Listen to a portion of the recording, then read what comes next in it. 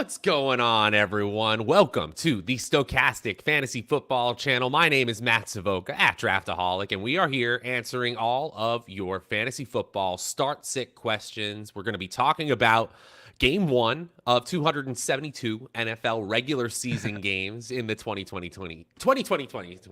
What year is it? 2022 season. And the Bills started off really strong last night against the Rams, absolutely demolishing that offensive line of Los Angeles. With me to break down all your fantasy questions is Nick Lepri at Notorious FNTSY. How are you, man? I'm doing good, but I don't think anyone who started Allen Robinson or Cam Akers is doing very good, if I'm being honest with you. Last night, I got roughly a million Allen Robinson questions. He seemed like a good start. So I know the comment section today is going to be a little bit angry, but yeah, Allen Robinson was not a good start at all. He was open a lot, though. It's just Stafford didn't throw it to him. Yeah, and Cup is possibly on his way to doing what Cooper Cup did exactly last year. My Yep. gosh. The offense was in shambles. Cam Akers is invisible. Darrell Henderson's not that great either, although the snap share was certainly there. But Cooper Cup just did his Cooper Cup thing. Absolutely outrageous. 13 receptions, 128 yards, and a touchdown. Looks like you're going to be fine if you took him at the 103 to 105 range. But yeah, what's up, everyone? 20 people in here. And if you guys could give a like, subscribe, say hello, it's always nice. Grab your coffee. I certainly have mine. It's going to be a great weekend, though. Already see some questions filling in. And so, what do you think happened with Allen Robinson? So, you said it looks like he was open. You think just Matthew Stafford didn't have the time? Well, that was one of my hypotheses, that Allen Robinson was doing the deep or double routes. And if you don't have time to throw, those can't materialize and you can't throw that route. Is that maybe what was happening there? Yeah, I mean, Al Robinson was playing a majority of the snaps, so it's not like he wasn't out there. It's not like he wasn't doing anything. He just wasn't getting the ball thrown to him. So maybe things will change in week number 2. I would assume. I wouldn't overreact and just cut Allen Robinson or something, do something crazy, right? Because I think he's still a good player. There were some people on Twitter talking about how he wasn't getting enough separation, but I thought he was open on a couple of the plays and they just didn't throw the ball to him. I think Stafford will play much better next week. That just seemed like an all-time Super Bowl hangover. You win the Super Bowl, you show up week 1, you just absolutely stink. That's what it seemed like. Yeah. And on the opposite end, Josh Allen, man. I mean, Chris Collinsworth said it exactly the same way that I was feeling it in my brain. In the first half, Chris Collinsworth kind of leans back and he goes, I feel like I'm watching Tom Brady, because there was this calmness, this ease, the way that he was seeing the field. And of course, the plays he was making, the first interception especially, was not his fault, like 100% not Josh Allen's fault. And it is the reason I had a funny thought about this. Sorry to go on a tangent, but it is the reason why advanced analytics are so helpful to me, because we need to contextualize that interception in a Yeah. in a form greater than one INT. But the film grinders will tell you that's the reason film grinding has to happen, because you have to contextualize it. We're all doing the same thing anyway. I do want to get to some questions and answers here, but Diggs and Gabe Davis, yeah, if you picked him in fantasy drafts, you're feeling pretty good. Huge weeks are coming for Gabe Davis. Like, this was just the tip of the iceberg, and I think Stephon Diggs is going to be just fine if he took him at the end of the first. Yeah, probably, right? I mean, that was a really good game by Stephon Diggs. He absolutely cooked Jalen Ramsey. There were some crazy stats. I think Jalen Ramsey was targeted 7 times. There were 6 receptions on him, 100 zillion yards and a touchdown. So, yeah, a very bad game. And I think I retweeted it. I'm going to pull the number up. I think there was a perfect passer rating put up against Jalen Ramsey Yes. last night. Yes, that That's is that's not correct. good. Weird. Like, something was awry. Absolutely. But Josh Allen, Gabriel Davis, and Stephon Diggs were balling. And can I also add that, why is anyone else other than Devin Singletary getting touches right now? That's the difference that I saw in Devin Singletary versus the rest of those 2 running backs. Zach Moss had a couple of tough runs, but if you look at the advanced stats, I mean, in expected points added per play, Devin Singletary was the best rusher on the field by far last night on either team.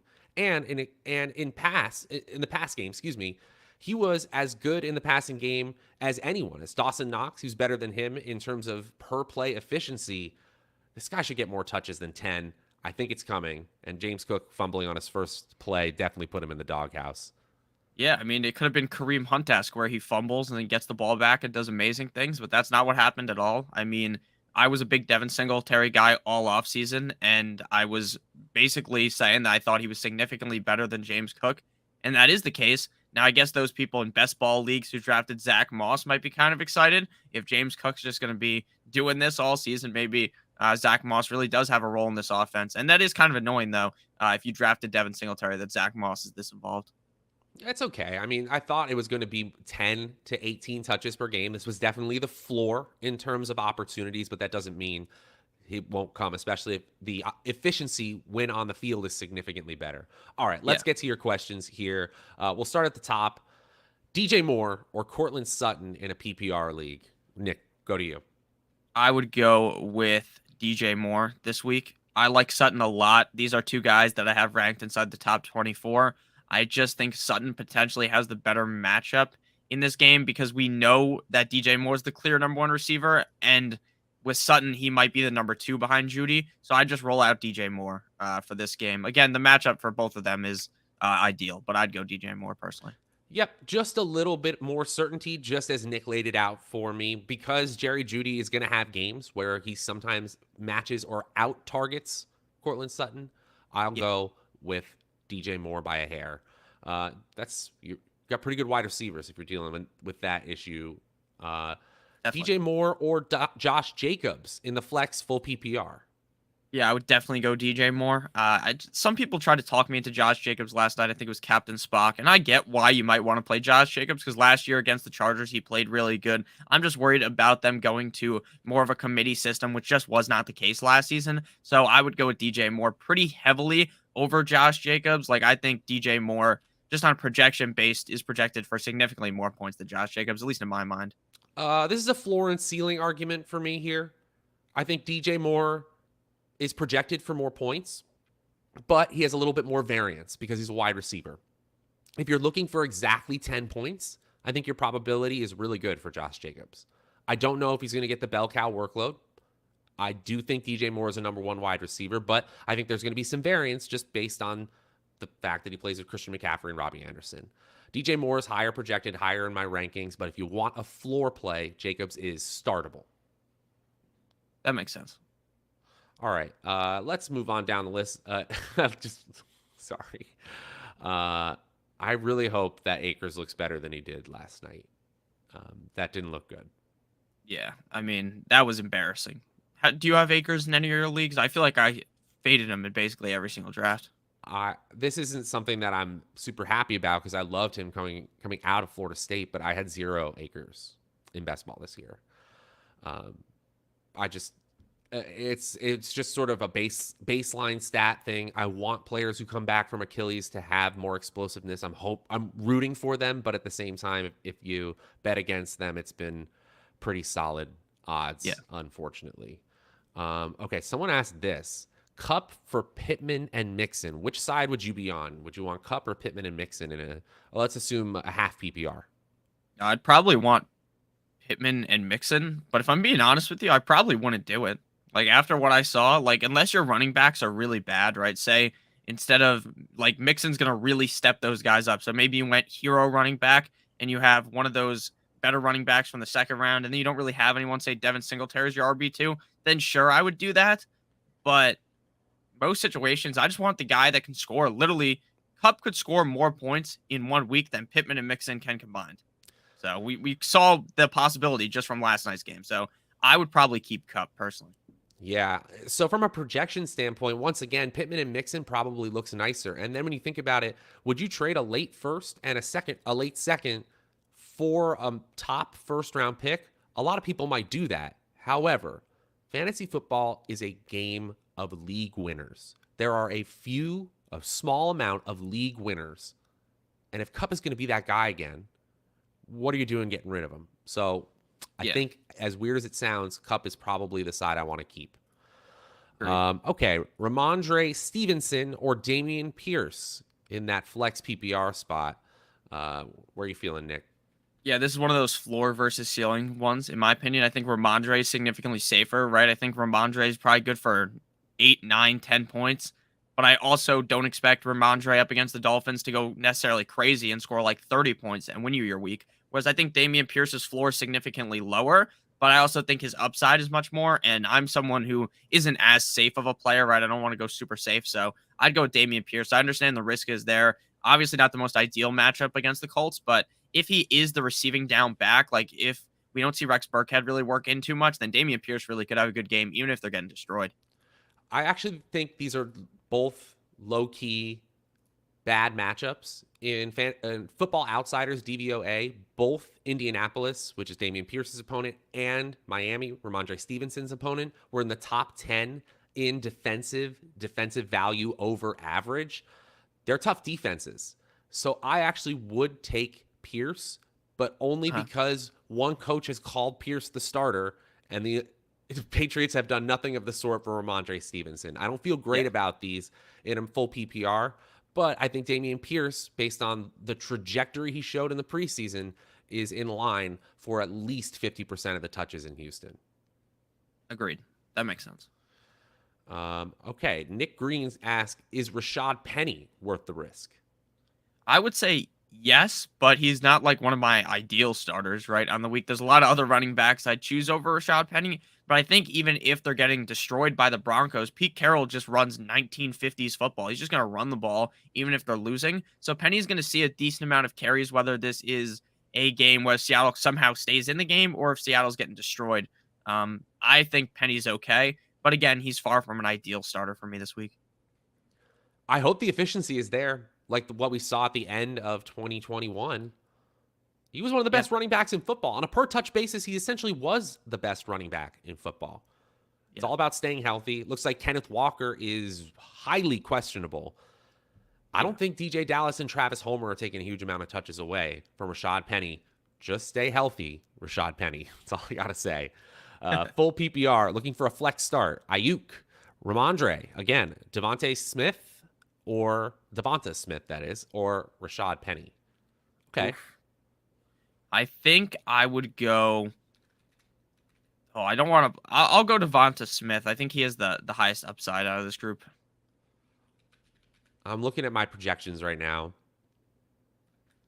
I like Devonta Smith. For me, it was between Smith and Penny. I think against the Detroit Lions, I agree with you. Devonta Smith is a fine play. Ayuk, he's probably going to get targets, man. Like if Kittle is Yeah, out and Debo Samuel is the only other option there, it's slim pickings. Like Jawan Jennings is not getting a ton of targets. It's. I think Ayuk is a viable option because of how few options they have in San Francisco, but don't expect them to pass more than 23 to 25 times. That means Devonta Smith probably is my play as well. They're all around 8 fantasy points for me, which makes this one pretty tough. yeah, Stevenson is the one where if you want a ceiling performance, I kind of think they could be there because he's the pass catching running back and he's known to break off big runs. makes sense. All right. We got 2 QB. Kyler. Oh, 2 QB have Kyler. Got it. Start Tua or Matt Ryan. Don't be too biased. I would go with Matt Ryan up against Houston. I think Tua could have a good game against the Patriots, but I think the best case scenario for the Dolphins in this game is to just probably run the ball a million times, tire the defense out, and then have some play action plays go their way. So I'd probably lean with Matt Ryan. I just think Matt Ryan's in a better matchup. The only worry though about Matt Ryan is that they just destroy the Texans, and he's not really a big part of it because they could just hand the ball to Jonathan Taylor every play, and that would just work. That would probably work, but I do think we're going to see this team more balanced in general in neutral game scripts just because Matt Ryan is more competent than Carson Wentz. I think there's a big Yeah, difference here. Uh, that's a pretty good situation to have. Tua's going to give you some weeks, but Ryan is the pick for me as well. I realize that we definitely should have this fun one because we got Underdog Fantasy still around. And Underdog has been a great partner with us all off season and best ball season long. And now that the season has begun, they still have so many great contests as well. Definitely check them out. They've got these higher or lower contests. They've got weekly best ball contests that we're going to showcase here and there on the Stokastic Fantasy Football channel. And if you use promo code Stokastic to sign up over there, you can get up to a $100 first match deposit bonus. Free money is hard to come by in the fantasy football streets. Take advantage of that when these awesome products like Underdog is offering it to you. So please, guys, promo code Stokastic. It will make our day. Actually, it doesn't really do anything for us. We just want you guys to succeed in these fantasy football streets. That's really what it is. So you can also get our free fantasy football kit once you sign up as well. Promo code Stokastic, Stokastic. All right. I believe we are here. Should Allen Robinson owners be worried? We kind of mentioned that already. I do think that there is absolutely more concern than there was a week ago. Yeah. I do think he's going to be targeted at some point much more, but Kupp may just do his thing again. Yeah, I mean, maybe Allen Robinson needs to go ahead and join Cooper Kupp and Matthew Stafford at breakfast. Maybe that's what he needs to do, and maybe that'll end up working. He needs some nice pancakes in his system before the game. But at the end of the day, in reality, I'm not too worried yet. Like, I wouldn't jump ship, trade him for someone that's awful, like do something stupid, because some people might do that. They might get worried about one game. There's this long season ahead. There's only 1 week. So next week, do you want to maybe bench him instead of rolling him out there? If you have other options, sure. But I definitely wouldn't just get rid of him or something. I think he could be just fine this year. I mean, last year we saw even Robert Woods, who wasn't really looking that good last year, still put up decent numbers on the team. And I think Allen Robinson's significantly better than Robert Woods in terms of skill set. So I think Robinson will be just fine. But again, don't panic super bad right now, right? It's just one game. 2 weeks, though. Next week, you have a reason to panic. That's where we're at. Yeah, I agree. Don't panic yet. Prepare to panic next week. Yeah. Christian Kirk or Kadarius Toney at flex? I would go. Tony's banged up, right? Correct?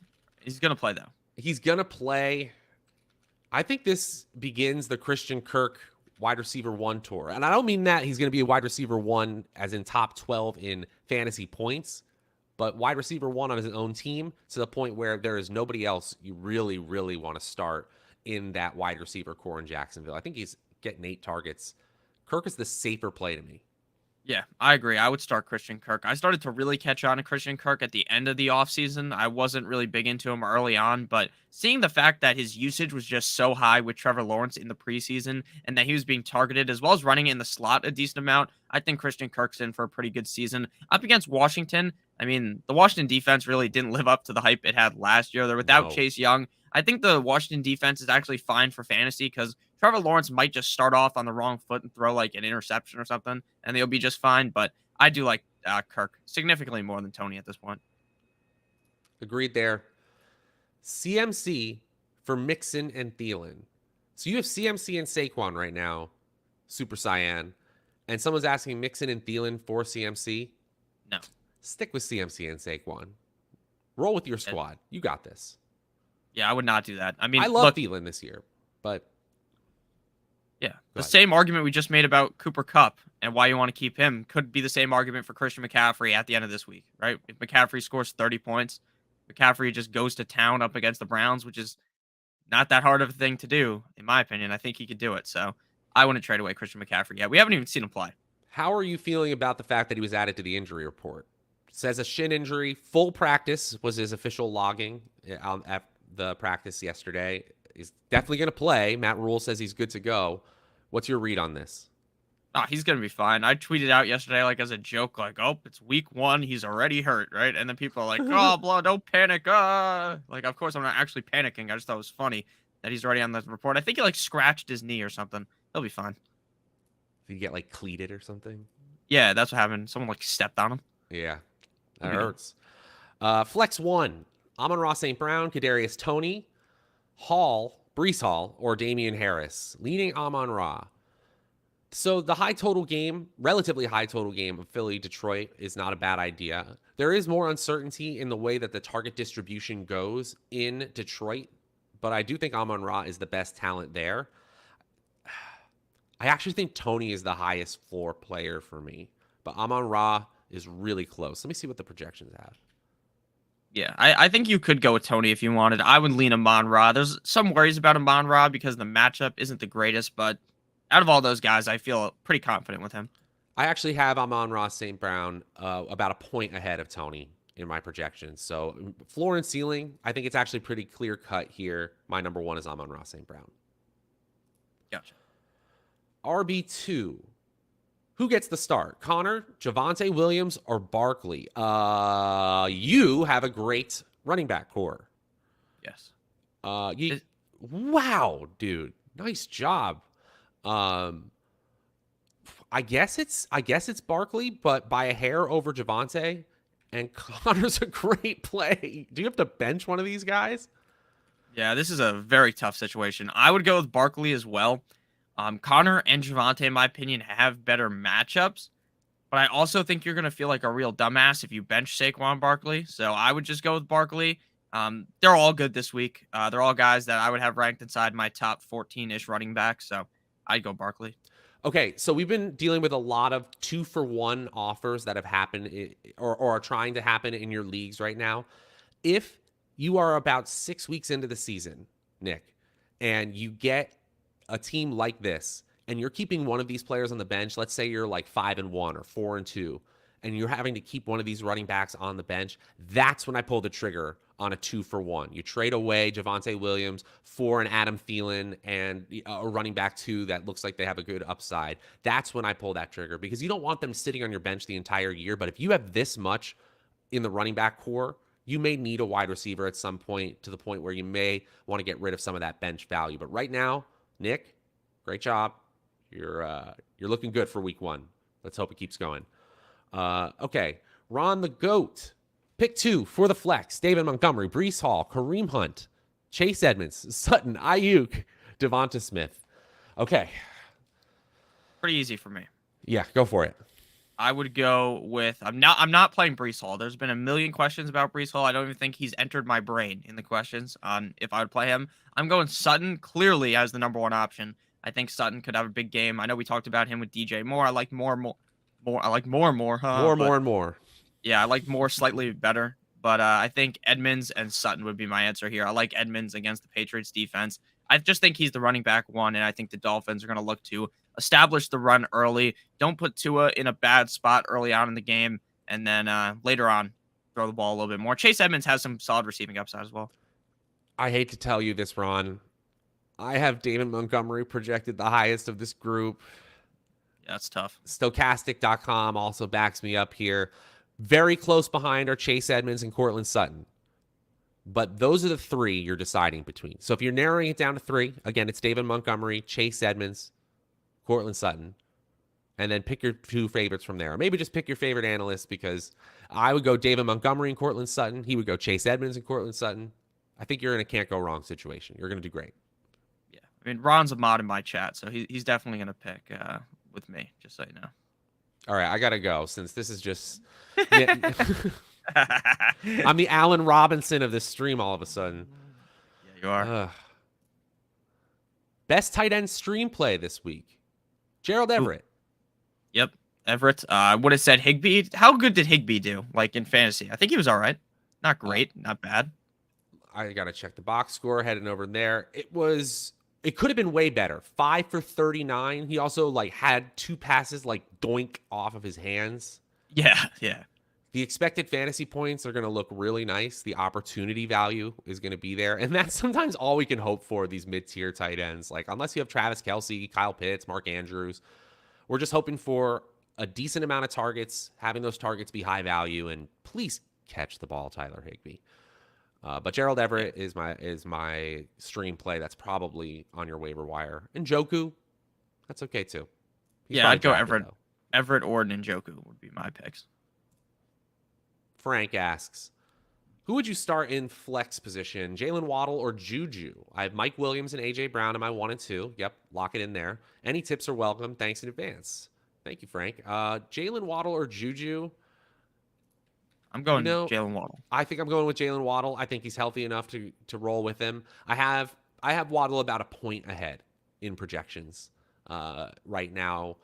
They're in kind of the same tier of wide receiver, but I ultimately think that Waddle against, albeit a tough Patriots D, is going to be just fine. If you wanted to just go game environment, I think Juju does have a slightly higher ceiling. Would you say Yeah. that? Yeah, I would agree with that. I mean, this could be a crazy game for Juju if there's a back and forth game, but this could also be a game where Juju scores like 11 points, Kelsey gets 20, then maybe if this game really does go crazy, MVS gets like 15. And I think Jalen Waddle is just a little bit safer in that aspect. And I expect now something that has been brought up a lot is how Bill Belichick really locks down the number one option. If that's the case, Tyreek's locked up, then Jalen Waddle's going to have a great game. Yeah, that could happen. And maybe they move the chains with like swing passes to Chase Edmonds and Raheem Mostert. And then they have passes over the middle to Mike Gesicki, little slants to Jalen Waddle. If Tyreek Hill is being completely bottled up, that's definitely one way this could go. Trade bait for Allen Robinson. Send McKenzie. Yeah, I would do that. I mean, how often are you starting McKenzie in real fantasy football? If you're in a 3 receiver league, how often are you going to throw McKenzie out there? For me, it's not often. Like, sure, he has a lot of upside, but in those kind of leagues, I'm targeting receivers so heavily in the draft that I really want to play McKenzie. Probably not. I would do it, but if I'm being honest with you, do I really want to get Allen Robinson after that game?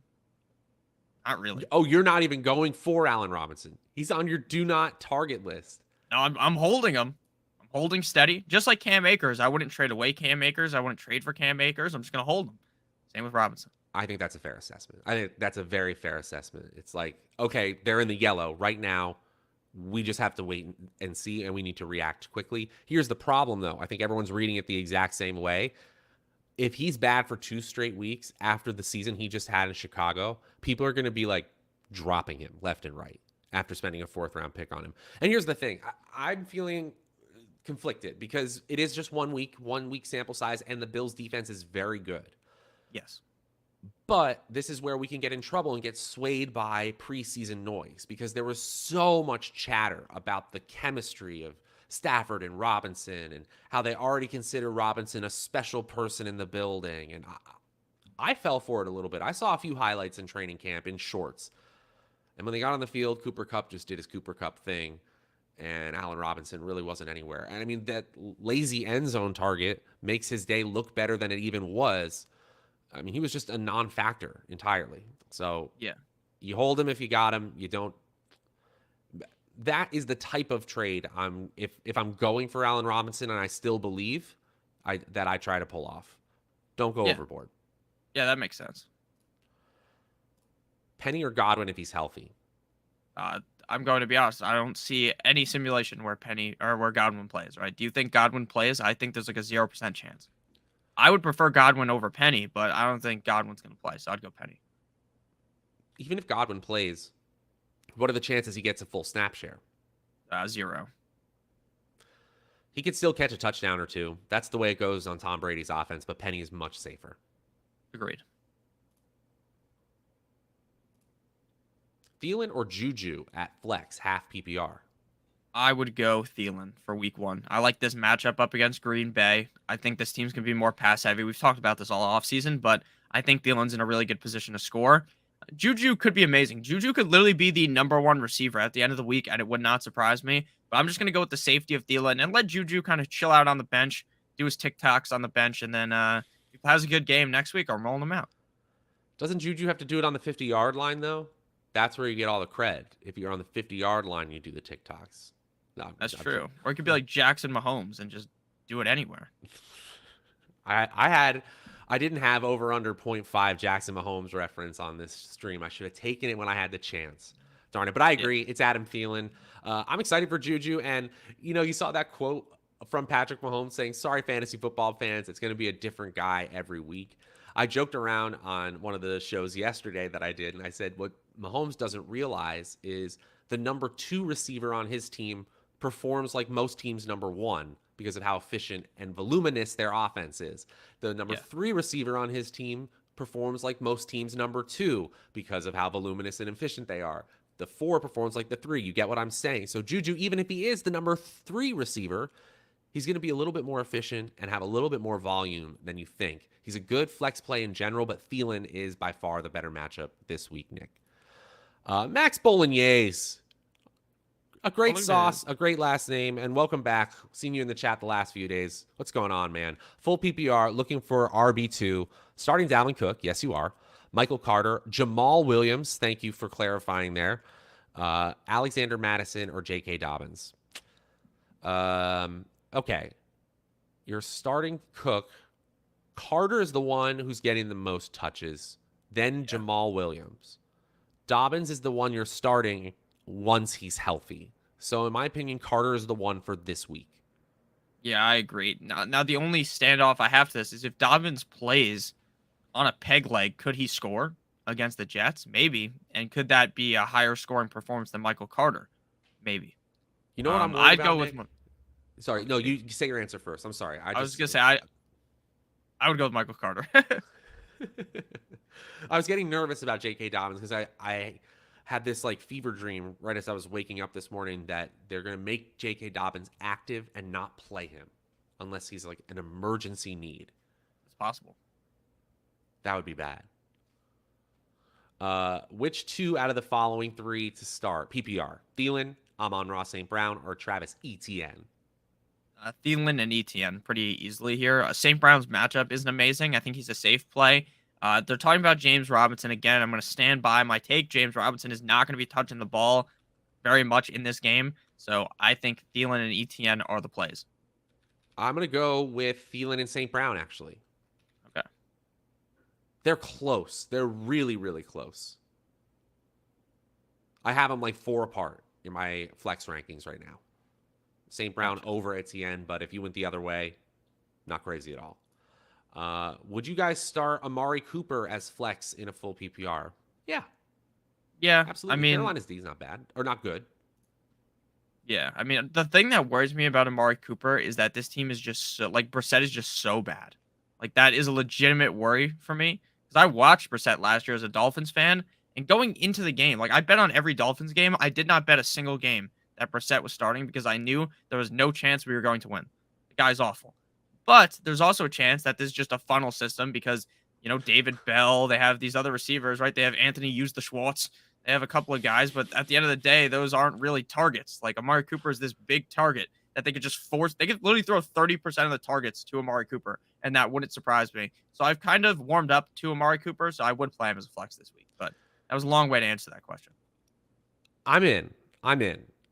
Mark, I think that Amari Cooper is this year's Brandon Cooks. I think that there is nobody else even close to the talent level of Amari Cooper. And then, of course, you know why you picked Amari Cooper because his quarterback change is going to be drastic later in the season. So I actually think Jacoby Brissett could lock on to this player in a huge way. I think that coming out of each week saying, oh man, Amari Cooper got 14 targets in a 21-point loss. What the heck? It's almost the same thing that happened with a below average quarterback in Davis Mills. Actually, Davis Mills performed a little bit better than you realize. Jacoby Brissett is below average as well. Amari Cooper is not. And everyone else in this receiving core has not proven themselves at all. I think he's flex worthy. I'd play him like he's below players like Thielen for me. Where is he compared to, say, Juju Smith-Schuster? He's right below Juju Smith-Schuster in the same tier with players like Russell Gage, Jacoby Myers, Drake London, Darnell Mooney. Gotcha. Oh, here's like a streaming tight end option. Moving with the Mortons asks Irv Smith or David Njoku.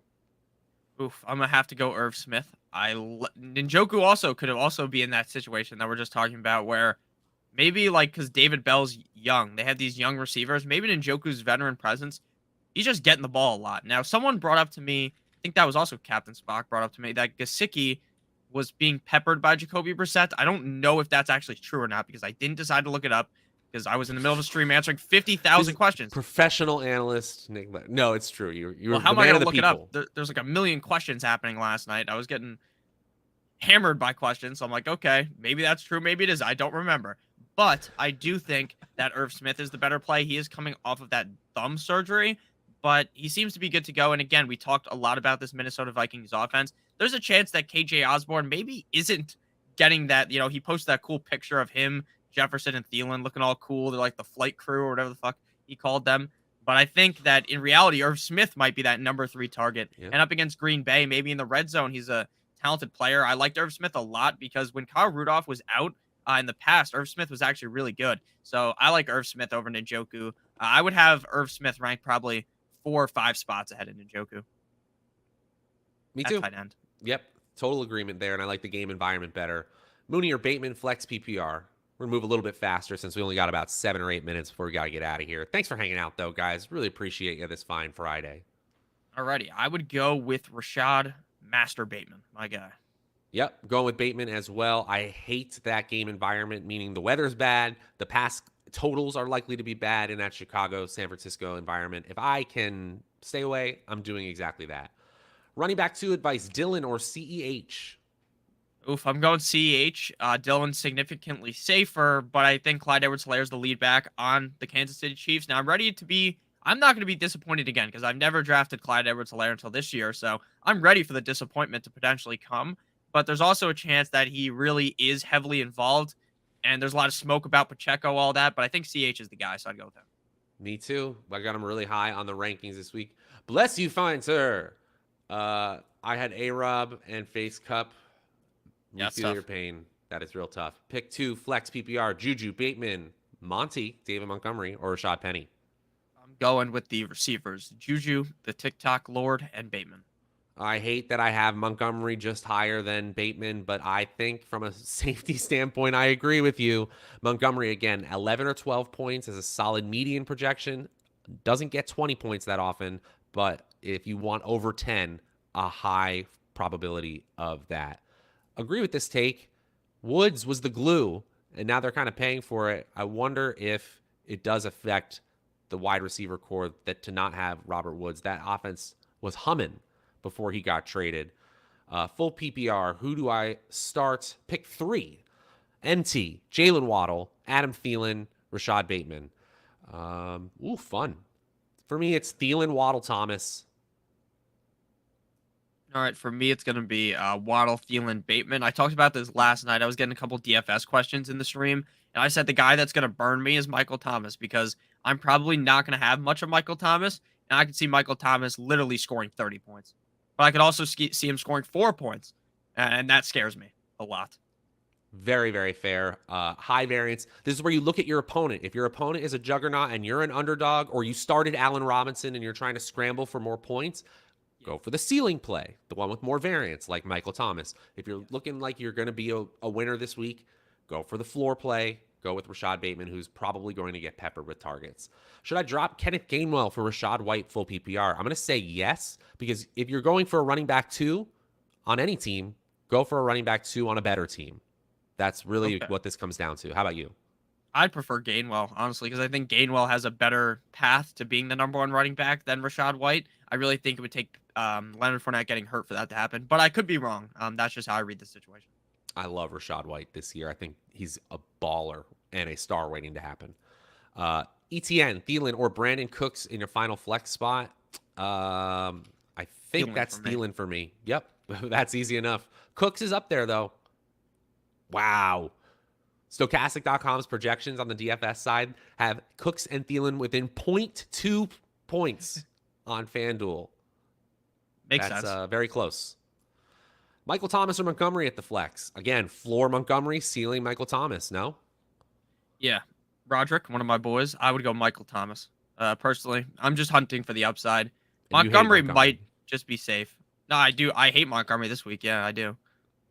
It's like, it's not cool unless you hate David Montgomery in the fantasy football streets. Guys, he's going to get touches. I know the team is bad. No, I still have Montgomery on some underdog teams and some best ball teams. I'm fine with that. But just on a weekly basis, when you see his name, you're like, that's disgusting. Why do I want to play this guy? So I guess maybe that bias got to me. Edwards-Helaire or Zeke Elliott? CEH easily, in my opinion. Me too, but Zeke is there in the top 20. Edwards-Helaire, I got my top 15. I'm looking for, we're scrolling down here, Elijah Moore or Rashad Bateman? Bateman, But Moore has the potential to literally score 35 points because I think Flacco is going to lock into him. Clear number one in Rashad Bateman. Well, I guess he's the number 2 option on that team because of Mark Andrews, but I think Bateman is in a slightly better chance to succeed against the Jets than Elijah Moore against the very tough and healthier than last year Ravens secondary. Zeke or Deontay Johnson. You may not have a choice here. Maybe Zeke because Deontay Johnson does not sound optimistic about his playing chances this Sunday. Really, I'd be shocked if Deontay Johnson doesn't play, to be honest. Did you hear what he said? He was like, I did all I can to get out there. I'm trying to do all I can. That was a direct quote. But like, didn't Mike Tomlin say that he would have played Deontay Johnson in that same preseason game if it was a regular game? So I'm confused now. I think it might have been a little coach speak. It was right after the game. Yeah, well, okay, if Deontay Johnson doesn't play, then obviously you're stuck with Zeke. But I personally believe Deontay Johnson's going to play. And then if he's playing, you're playing him. Yes, 100%. Like, why would I not play him? He's banged up all the time. If you ever had him last year, he's like a permanent questionable tag in your lineup. He was limited in practice. Okay. He was limited in practice today.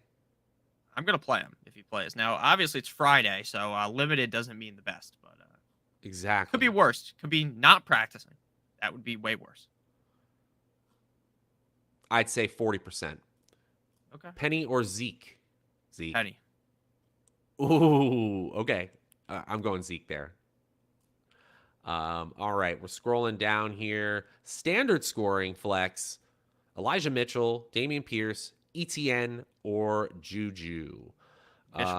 Elijah Mitchell, actually. Yeah, Mitchell. It's Mitchell for you as well? Yes. Trade Gabe Davis for T. Higgins? Hold. No. Don't do it. Hold Gabe Davis. This is, we can talk about it now. Draft season is over. Gabe Davis should have been going right next to T. Higgins. Yep. Stephon Diggs and Gabe Davis are equivalent to Jamar Chase and T. Higgins in terms of talent, opportunity, efficiency, range of outcomes. That's why people were so in on Gabe Davis as a 5th rounder, because you saw it on the field. It should have been a 1st rounder and a 3rd rounder in ADP. Both of them are awesome. Hang on to Gabe Davis. You got good value. Irv Smith and Njoku, we said that one. Irv Smith. Dillon or CEH for RB2? I got CEH just slightly higher than AJ Dillon. Yep, agreed. But I got AJ Dillon in my top 20, right around that Zeke tier as well. I just read a report real ahead. quick. NBC Sports Edge tweets, Jets offensive coordinator says, Michael Carter is the heartbeat of our offense. That's funny. But yeah, that helps our Carter answer, right? It sure does. All right, last 2 questions here. ETN or Kirk at the flex? I would go teammates. I'm going Travis Etienne. You're really on ETN. We're gonna have to talk about that when we come back to these chats next week. Final question here. Thanks so much for hanging out, guys. We will be back, of course, all next week. And we got a fun live stream where we can answer your questions on Sunday mornings at noon Eastern. The last one for today. Flex full PPR. Pick 2. DK Metcalf, Elijah Mitchell, Elijah Moore. Ooh, got the Elijahs there. I'm going both Elijahs, Mitchell and Moore. Metcalf worries me. I talked about this a lot last night. I am so scared of Metcalf. Metcalf literally could be so good, but the problem is that his quarterback sucks, and I don't want to be going with Geno Smith and Metcalf against the Denver Broncos. Now, if they were playing up against another soft defense, I could talk myself into Metcalf over both those guys. But for this matchup, no. Mitchell and Moore for me. So that is the way that my gut read it, but the projections, I just feel like I should let you know, Harbo, do say Metcalf and Elijah Mitchell. Just by a hair, but Eli Moore has a little bit more uncertainty in our projections than Metcalf. But if you don't want to be tied to Geno Smith, or if Drew Lock has to come in there, I totally get it. Yeah, guys, this has been so much fun. Oh, no, go for it. Hit him with. I was also going to mention Metcalf also has that dog in him. You know that graphic with there's a dog in the guy? You know, Metcalf has that dog in him. So if you want to use those analytics, then I can get by that. Absolutely. There you go. That's the kind of analytics, the hard-hitting stats that we're known for over at Stokastic.com. Exactly. You guys make sure to check out Stokastic.com's offering. We've got a great new set of tools, premium tools, and new users can get a 3-day full free trial. Every single premium tool absolutely free. The new lineup generator tool, the top stacks tool, the boom bust tool, everything that people have used to win literally millions of dollars in DFS, absolutely free. And if you're a returning user and you want a little bit of a freebie, we've got promo code SCRAMBLE. Gets you 7 days of access to all of our premium tools for just $7. It's a great time to join us over on Stokastic.com. And if you just want to hang out with us over on the Stokastic Fantasy Football channel, that's great too. We're happy to have you here. Leave a comment below. Say what you liked, what you didn't like, or just say hello. And on Sunday, as I mentioned, we'll be back. The Notorious Fantasy Hour presented by Stokastic. He'll be answering all of your tough start-sit questions. If you got kicker and defense questions, he'll get you covered as well. He'll also be building as many DFS lineups as possible. So if you have DFS questions, you can also hit him up as well. Follow him at Notorious FNTSY. My name is Matt Savoca at Draftaholic on Twitter. Thanks so much for hanging out with us, guys. We'll see you back here on Sunday. Have a good one. Adios.